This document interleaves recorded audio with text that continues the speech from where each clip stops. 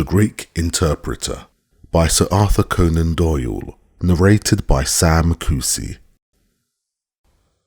During my long and intimate acquaintance with Mr. Sherlock Holmes, I had never heard him refer to his relations, and hardly ever to his own early life. This reticence upon his part had increased the somewhat inhuman effect which he produced upon me, until sometimes I found myself regarding him as an isolated phenomenon, a brain without a heart, as deficient in human sympathy as he was preeminent in intelligence. His aversion to women and his disinclination to form new friendships were both typical of his unemotional character, but not more so than his complete suppression of every reference to his own people. I had come to believe that he was an orphan with no relatives living, but one day, to my very great surprise, he began to talk to me about his brother. It was after tea on a summer evening, and the conversation, which had roamed in a desultory, spasmodic fashion from golf clubs to the causes of the change in the obliquity of the ecliptic, came round at last to the question of atavism and hereditary aptitudes. The point under discussion was how far any singular gift in an individual was due to his ancestry and how far to his own early training. "In your own case," said I, "from all that you have told me, it seems obvious that your faculty of observation and your peculiar facility for deduction are due to your own systematic training." "To some extent," he answered thoughtfully. "My ancestors were country squires, who appear to have led much the same life as is natural to their class. But nonetheless, my turn that way is in my veins, and may have come with my grandmother, who was the sister of Vernet, the French artist. Art, in the blood, is liable to take the strangest forms." "But how do you know that it is hereditary?" "Because my brother Mycroft possesses it in a larger degree than I do." This was news to me indeed. If there were another man with such singular powers in England, how was it that neither police nor public had heard of him? I put the question with a hint that it was my companion's modesty which made him acknowledge his brother as his superior. Holmes laughed at my suggestion. "My dear Watson," said he, "I cannot agree with those who rank modesty among the virtues. To the logician, all things should be seen exactly as they are, and to underestimate oneself is as much a departure from truth as to exaggerate one's own powers. When I say, therefore, that Mycroft has better powers of observation than I, you may take it that I am speaking the exact and literal truth." "Is he your junior?" 7 years my senior." "How comes it that he is unknown?" "Oh, he is very well known in his own circle." "Where then?" "Well, in the Diogenes Club, for example." I had never heard of the institution, and my face must have proclaimed as much, for Sherlock Holmes pulled out his watch. "The Diogenes Club is the queerest club in London, and Mycroft one of the queerest men. He's always there from 5:15 to 8:20. It's 6 now, so if you care for a stroll this beautiful evening, I shall be very happy to introduce you to 2 curiosities." 5 minutes later we were in the street, walking towards Regent Circus. "You wonder," said my companion, "why it is that Mycroft does not use his powers for detective work. He is incapable of it." "But I thought you said—" "I said that he was my superior in observation and deduction. If the art of the detective began and ended in reasoning from an armchair, my brother would be the greatest criminal agent that ever lived. But he has no ambition and no energy. He will not even go out of his way to verify his own solutions, and would rather be considered wrong than take the trouble to prove himself right. Again and again I have taken a problem to him and have received an explanation which has afterwards proved to be the correct one. And yet he was absolutely incapable of working out the practical points which must be gone into before a case could be laid before a judge, or jury. It is not his profession, then? By no means. What is to me a means of livelihood is to him the merest hobby of a dilettante. He has an extraordinary faculty for figures and audits the books in some of the government departments. Mycroft lodges in Pall Mall, and he walks round the corner into Whitehall every morning and back every evening. From year's end to year's end he takes no other exercise and is seen nowhere else except only in the Diogenes Club, which is just opposite his rooms. I cannot recall the name. Very likely not. There are many men in London, you know, who, some from shyness, some from misanthropy, have no wish for the company of their fellows. Yet they are not averse to comfortable chairs and the latest periodicals. It is for the convenience of these that the Diogenes Club was started, and it now contains the most unsociable and unclubbable men in town. No member is permitted to take the least notice of any other one. Save in the strangers' room, no talking is under any circumstances allowed, and 3 offences, if brought to the notice of the committee, render the talker liable to expulsion. My brother was one of the founders, and I have myself found it a very soothing atmosphere. We had reached Pall Mall as we talked, and were walking down it from the St. James end. Sherlock Holmes stopped at a door some little distance from the Carlton, and, cautioning me not to speak, he led the way into the hall. Through the glass panelling I caught a glimpse of a large and luxurious room in which a considerable number of men were sitting about and reading papers, each in his own little nook.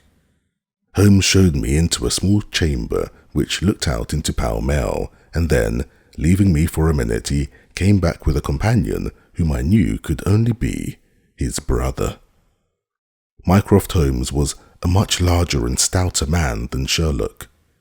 His body was absolutely corpulent, but his face, though massive, had preserved something of the sharpness of expression, which was so remarkable in that of his brother.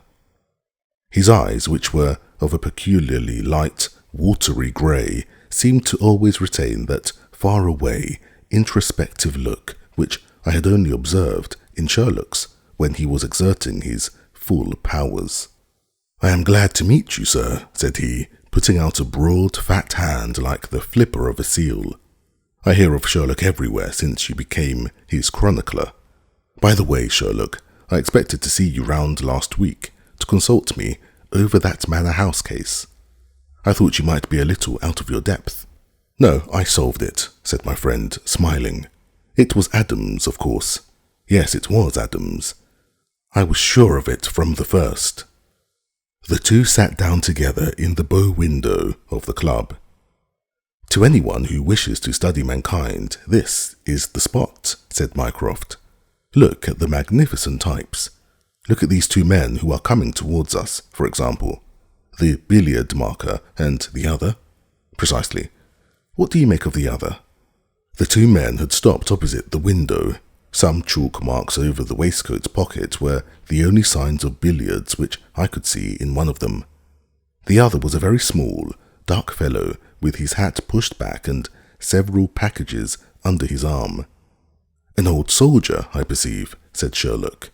"And very recently discharged," remarked the brother. "Served in India, I see. And a non-commissioned officer."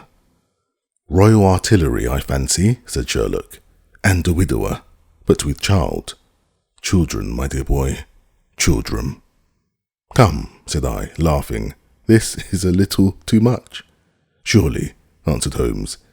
"It is not hard to say that a man with that bearing, expression of authority, and sun-baked skin is a soldier, is more than a private, and is not long from India."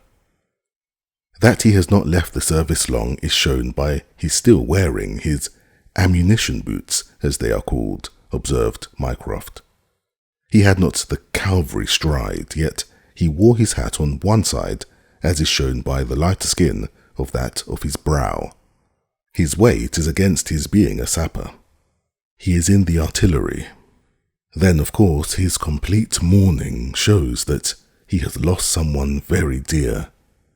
The fact that he is doing his own shopping looks as though it were his wife. He has been buying things for children, you perceive. There is a rattle which shows that one of them is very young.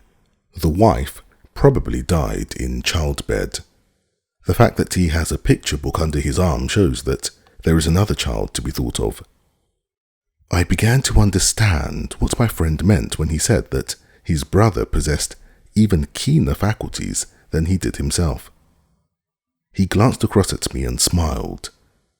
Mycroft took snuff from a tortoise shell box and brushed away the wandering grains from his coat front with a large red silk handkerchief.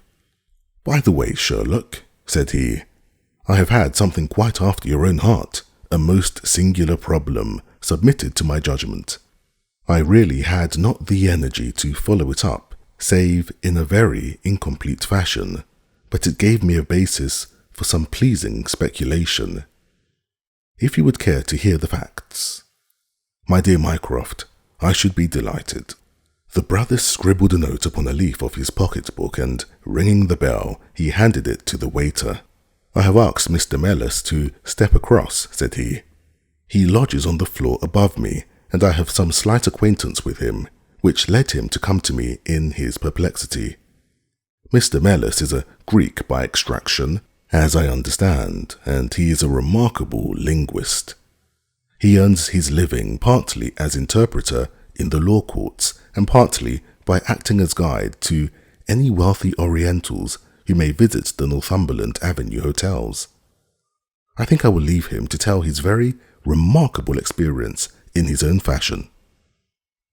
A few minutes later, we were joined by a short, stout man whose olive face and coal-black hair proclaimed his southern origin, though his speech was that of an educated Englishman.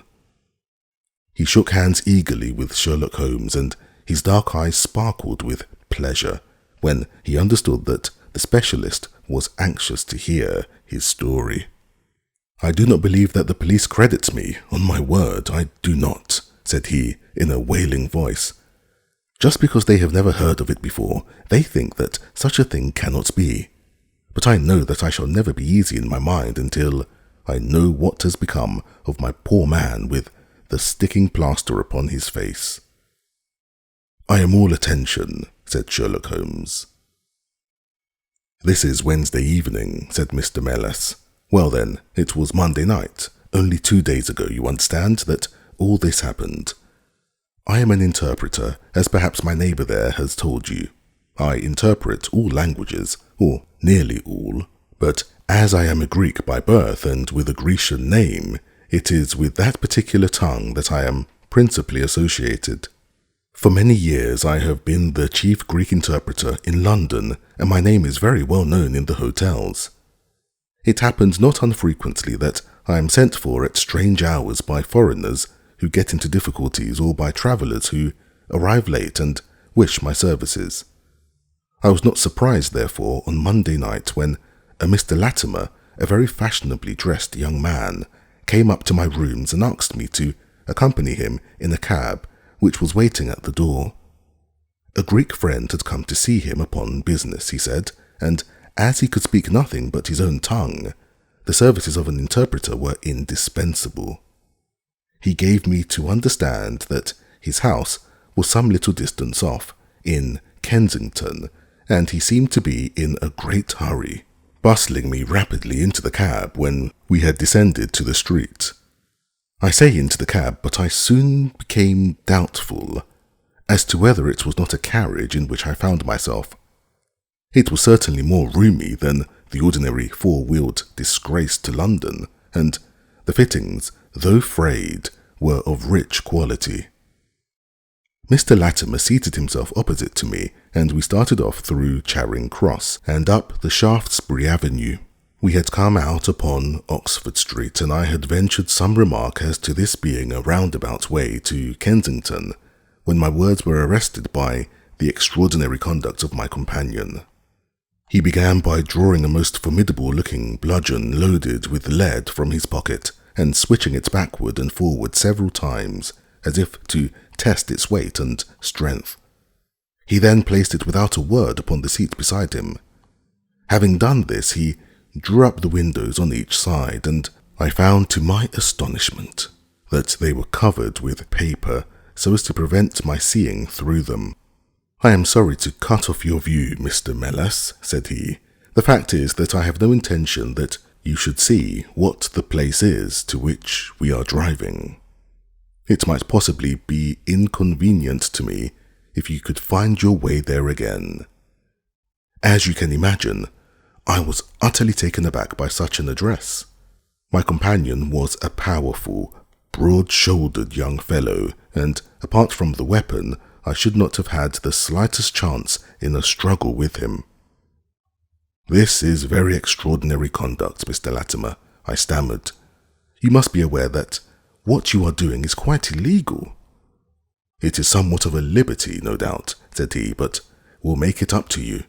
I must warn you, however, Mr. Mellis, that if at any time tonight you attempt to raise an alarm or do anything which is against my interests, you will find it a very serious thing. I beg you to remember that no one knows where you are, and that whether you are in this carriage or in my house, you are equally in my power." His words were quiet, but he had a rasping way of saying them in which was very menacing. I sat in silence, wondering what on earth could be his reason for kidnapping me in this extraordinary fashion. Whatever it might be, it was perfectly clear that there was no possible use in my resisting, and that I could only wait to see what might befall. For nearly 2 hours we drove without my having the least clue as to where we were going. Sometimes the rattle of the stones told of a paved causeway, and at others our smooth, silent course suggested asphalt, but save by this variation in sound, there was nothing at all which could in the remotest way help me to form a guess as to where we were. The paper over each window was impenetrable to light, and a blue curtain was drawn across the glasswork in front. It was 7:15 when we left Pall Mall, and my watch showed me that it was 10 minutes to 9 when we at last came to a standstill. My companion let down the window, and I caught a glimpse of a low, arched doorway with a lamp burning above it. As I was hurried from the carriage, it swung open, and I found myself inside the house with a vague impression of a lawn and trees on each side of me as I entered. Whether these were private grounds, however, or bona fide country, was more than I could possibly venture to say. There was a coloured gas lamp inside, which was turned so low that I could see little save that the hall was of some size and hung with pictures. In the dim light, I could make out that the person who had opened the door was a small, mean-looking, middle-aged man with rounded shoulders. As he turned towards us, the glint of the light showed me that he was wearing glasses. "Is this Mr. Mellis, Harold?" said he. "Yes." Well done, well done. No ill will, Mr. Mellis, I hope, but we could not get on without you. If you deal fair with us, you will not regret it, but if you try any tricks, God help you." He spoke in a nervous, jerky fashion, and with little giggling laughs in between, but somehow he impressed me with fear more than the other. "What do you want with me?" I asked. "Only to ask a few questions of a Greek gentleman who is visiting us, and to let us have the answers. But say no more than you are told to say, or—" Here came the nervous giggle again.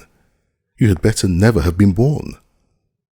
As he spoke, he opened the door and showed the way into a room which appeared to be very richly furnished, but again, the only light was afforded by a single lamp half turned down.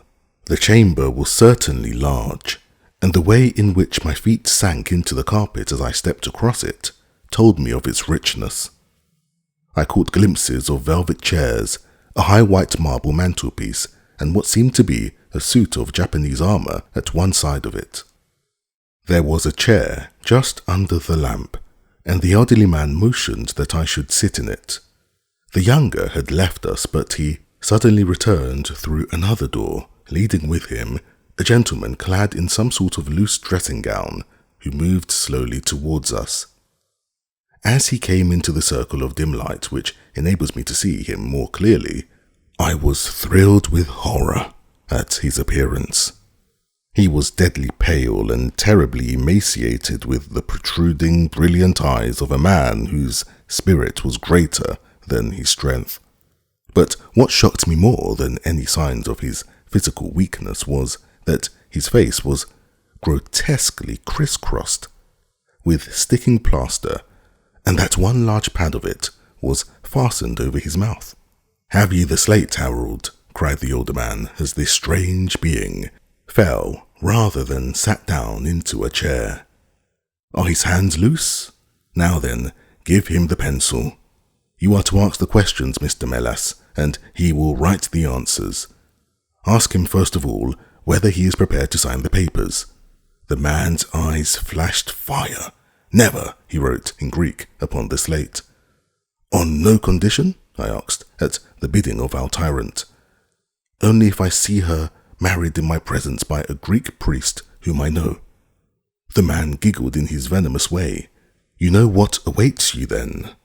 "I care nothing for myself." These are samples of the questions and answers which made up our strange, half-spoken, half-written conversation. Again and again I had to ask him whether he would give in and sign the documents. Again and again I had the same indignant reply, but soon a happy thought came to me. I took to adding on little sentences of my own to each question, innocent ones at first, to test whether either of our companions knew anything of the matter, and then, as I found that they showed no signs, I played a more dangerous game. Our conversation ran something like this. "You can do no good by this obstinacy. Who are you?" "I care not. I am a stranger in London." "Your fate will be upon your own head. How long have you been here?" "Let it be so." 3 weeks. "The property can never be yours. What ails you?" "It shall not go to villains. They are starving me." "You shall go free if you sign." "What house is this?" "I will never sign. I do not know." "You are not doing her any service." "What is your name?" "Let me hear her say so." "Cretides." "You shall see her if you sign."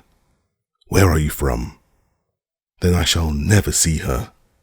"Athens." Another 5 minutes, Mr. Holmes, and I should have wormed out the whole story under their very noses. My very next question might have cleared up the matter, but at that instant the door opened and a woman stepped into the room. I could not see her clearly enough to know more than that she was tall and graceful, with black hair, and clad in some sort of loose white gown. "Harold," said she, speaking English with a broken accent, "I could not stay away longer. It is so lonely up there, with only... Oh my God, it is Paul."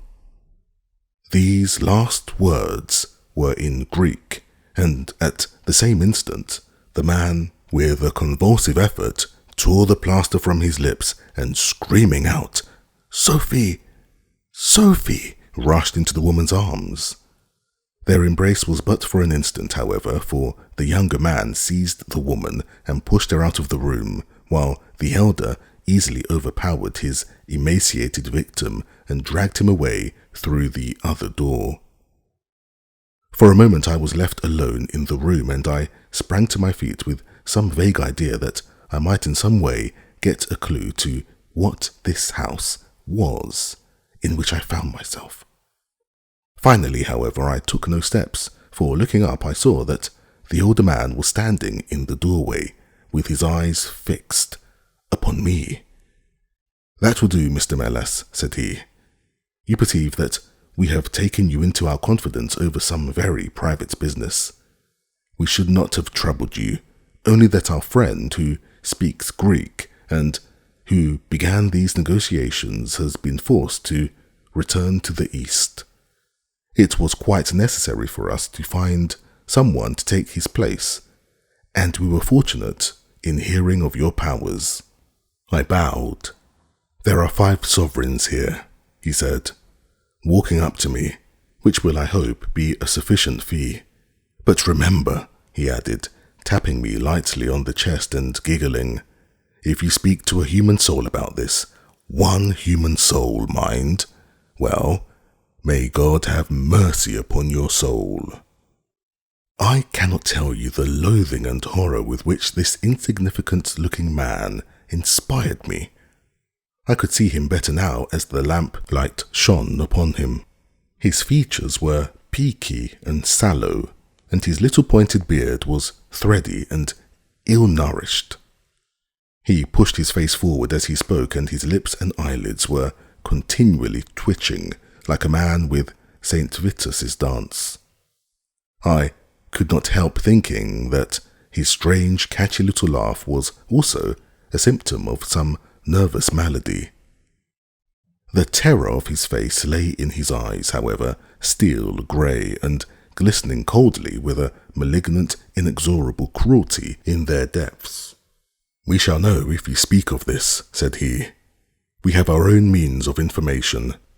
Now you will find the carriage waiting, and my friend will see you on your way." I was hurried through the hall and into the vehicle, again obtaining that momentary glimpse of trees and a garden. Mr. Latimer followed closely at my heels and took his place opposite to me without a word. In silence we drove again for an interminable distance with the windows raised, until at last, just after midnight, the carriage pulled up. "You will get down here, Mr. Meles," said my companion. "I am sorry to leave you so far from your house, but there is no alternative. Any attempt upon your part to follow the carriage can only end in injury to yourself." He opened the door as he spoke, and I had hardly time to spring out when the coachman lashed the horse and the carriage rattled away. I looked round me in astonishment. I was on some sort of a heathy common mottled over with dark clumps of furze bushes. Far away stretched a line of houses, with a light here and there in the upper windows. On the other side I saw the red signal lamps of a railway. The carriage which had brought me was already out of sight. I stood gazing round and wondering where on earth I might be, when I saw someone coming towards me in the darkness. As he came up to me, I made out that he was a railway porter. "Can you tell me what this place is?" I asked. "Wandsworth Common," said he. "Can I get a train into town?" "If you walk on a mile or so to Clapham Junction," said he, "you will just be in time for the last to Victoria." So, that was the end of my adventure, Mr. Holmes. I do not know where I was, nor whom I spoke with, nor anything save what I have told you. But I know that there is foul play going on, and I want to help that unhappy man if I can. I told the whole story to Mr. Mycroft Holmes next morning, and subsequently to the police. We all sat in silence for some little time after listening to this extraordinary narrative. Then Sherlock looked across at his brother. "Any steps?" he asked. Mycroft picked up the Daily News, which was lying on the side table. "Anybody supplying any information to the whereabouts of a Greek gentleman named Paul Cratides from Athens who is unable to speak English will be rewarded. A similar reward paid to anyone giving information about a Greek lady whose first name is Sophie. Extension 2473. That was in all the dailies. No answer. How about the Greek legation? I have inquired. They know nothing. A wire to the head of the Athens police, then. Sherlock has all the energy of the family, said Mycroft, turning to me. Well, you take up the case by all means, and let me know if you do any good. Certainly, answered my friend, rising from his chair. I'll let you know and Mr. Mellas also. In the meantime, Mr. Mellas, I should certainly be on my guard if I were you, for of course they must know through these advertisements that you have betrayed them." As we walked home together, Holmes stopped at a telegraph office and sent off several wires. "You see, Watson," he remarked, "our evening has been by no means wasted. Some of my most interesting cases have come to me in this way through Mycroft. The problem which we have just listened to, although it can admit of but one explanation, has still some distinguishing features. You have hopes of solving it? Well, knowing as much as we do, it will be singular indeed if we fail to discover the rest. You must yourself have formed some theory which will explain the facts to which we have listened." "In a vague way, yes." "What was your idea then?" "It seemed to me to be obvious that this Greek girl had been carried off by the young Englishman named Harold Latimer." "Carried off from where?" "Athens, perhaps." Sherlock Holmes shook his head. This young man could not talk a word of Greek. The lady could talk English fairly well. Inference that she had been in England some little time, but he had not been in Greece. "Well then, we will presume that she had come on a visit to England and that this Harold had persuaded her to fly with him." "That is more probable." "Then the brother, for that I fancy must be the relationship, comes over from Greece to interfere. He imprudently puts himself into the power of the young man and his older associate. They seize him and use violence towards him in order to make him sign some papers to make over the girl's fortune, of which he may be trustee to them. This he refuses to do. In order to negotiate with him, they have to get an interpreter, and they pitch this Mr. Mellas, having used some other one before. The girl is not told of the arrival of her brother, and finds it out by the merest accident." "Excellent, Watson," cried Holmes. "I really fancy that you are not far from the truth. You see that we hold all the cards, and we have only to fear some sudden act of violence on their part. If they give us time, we must have them. But how can we find where this house lies?" "Well, if our conjecture is correct and the girl's name is or was Sophie Cratidis, we should have no difficulty in tracing her. That must be our main hope, for the brother is, of course, a complete stranger. It is clear that some time has elapsed since this Harold established these relations with the girl, some weeks at any rate, since the brother in Greece has had time to hear of it and come across. If they have been living in the same place during this time, it is probable that we shall have some answer to Mycroft's advertisement." We had reached our house in Baker Street while we had been talking.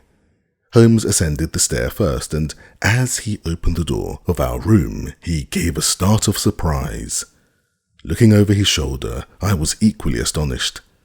His brother Mycroft was sitting smoking in the armchair. "Come in, Sherlock, come in, sir," said he blandly, smiling at our surprised faces. "You don't expect such energy from me, do you, Sherlock? But somehow this case attracts me. How did you get here?" "I passed you in a hansom. There has been some new development?" "I had an answer to my advertisement." "Ah, yes, it came within a few minutes of your leaving." "And to what effect?" Mycroft Holmes took out a sheet of paper. "Here it is," said he, "written with a J pen on royal cream paper by a middle-aged man with a weak constitution.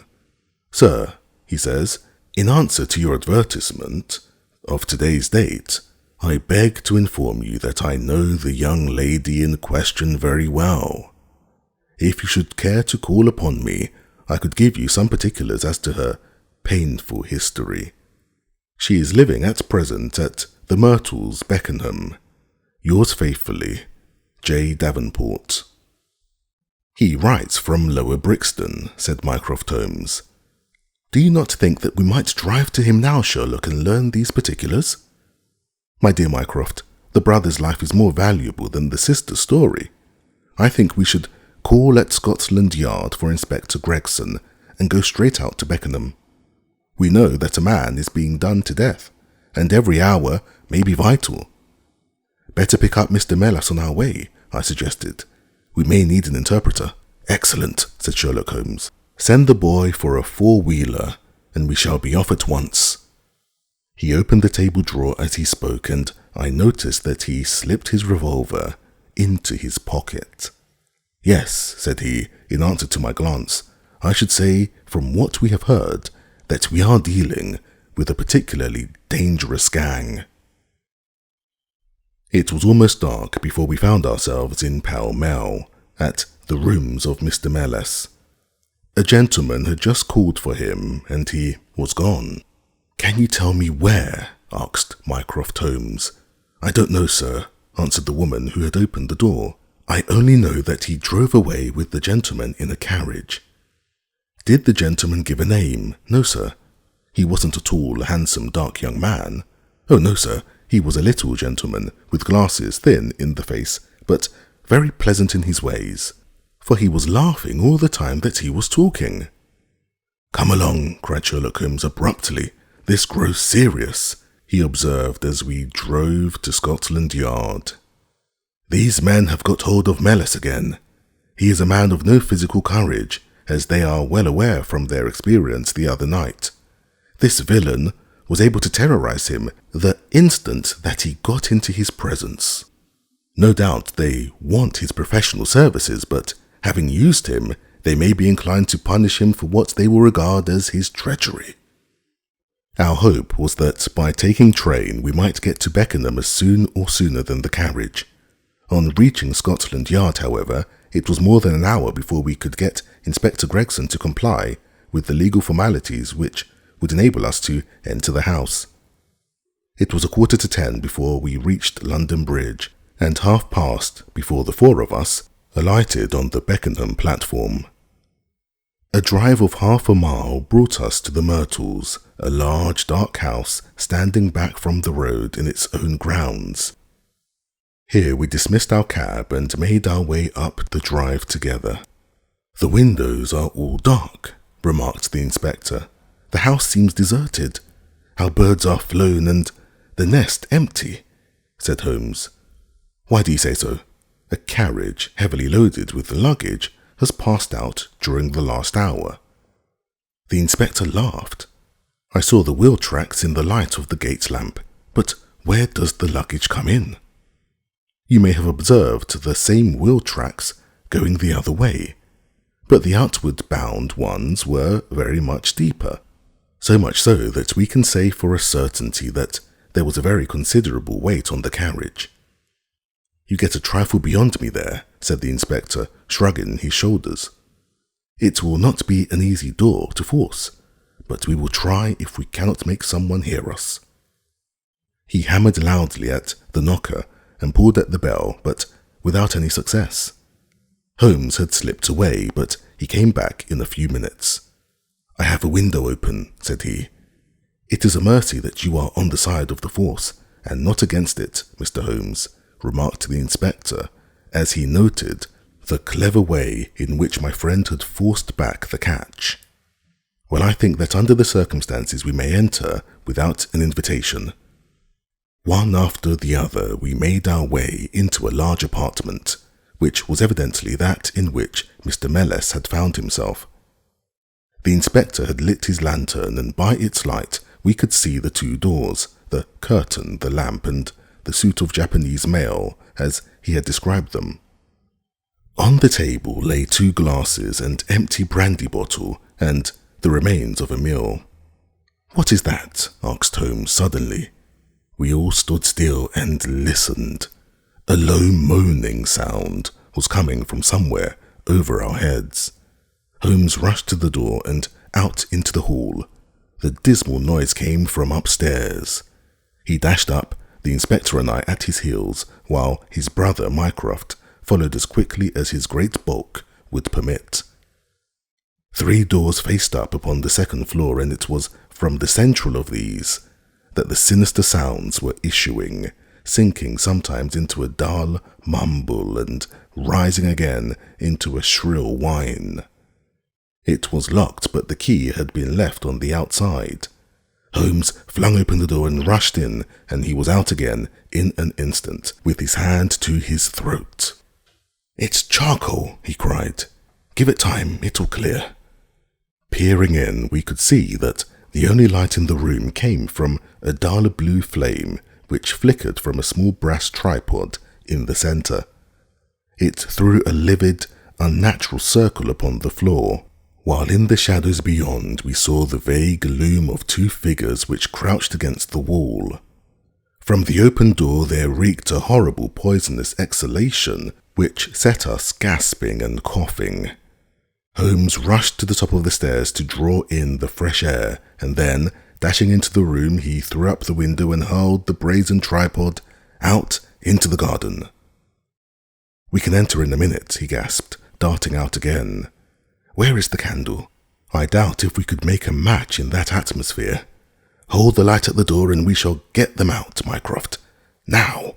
With a rush, we got to the poisoned men and dragged them out into the well-lit hall.